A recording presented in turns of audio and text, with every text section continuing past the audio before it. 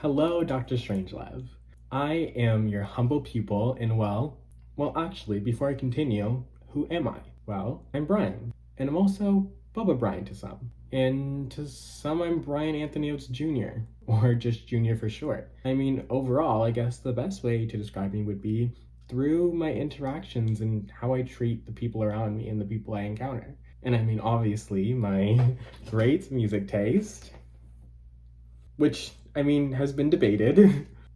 And I guess also overall in my life, I'm just going through it, learning every day, and trying to take what I learn to improve the lives of the people around me and the people that I love. When it comes to the question of where was I when I collected all this data, I conducted most of my research right here at my desk, which was sometimes clean and other times very messy. The only other real place would be on my balcony. And when it comes to how I actually collected this data, I would look straight back at my phone right now. It's the screen time app on my phone that would be telling me my daily averages and what I was spending my time on while using my phone, in addition to providing me with access to all of the social media sites that I would use typically when I was consuming content. A lot of my analysis happened while I was sitting in front of my computer. Through this data that I collected on my phone, I was able to see that on average, I was spending 4 hours a day on my phone. I was spending really anywhere between 3 and 8 hours, but 50% of my usage went directly to social media.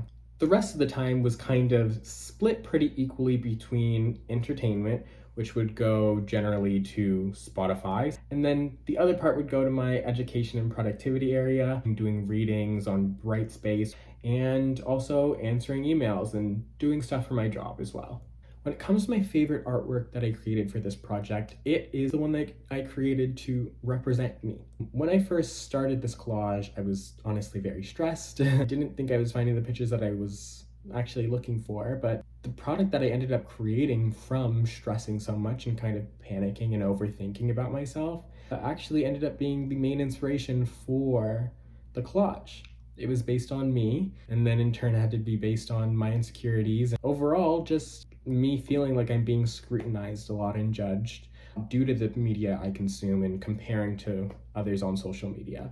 And going back straight to the data, the way that I was able to analyze the data was, mainly through coding it. So I can then look at it and look for patterns, look for trends, and just identify kind of different things I was going through just by looking at it in a coded form.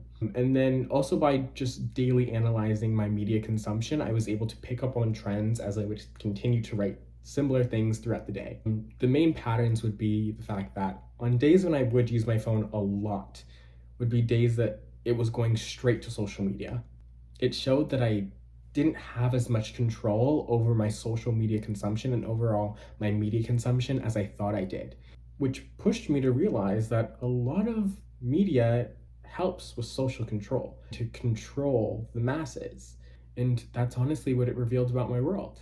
My world is scary and jaded, and I tend to use social media as a blanket because social media is described as a safe space. So when I'm there, I get to feel happy, and that's all I have to feel is happiness. Instant gratification, instant likes, I guess feeling accomplished for people that look like me, and then getting that gratification that way without actually putting any energy into my own life.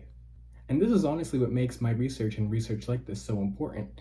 It's the fact that we can take this research and then build on it to then improve the lives of others and make everybody more aware of how their pop culture consumption is potentially controlling their lives and maybe even hurting them.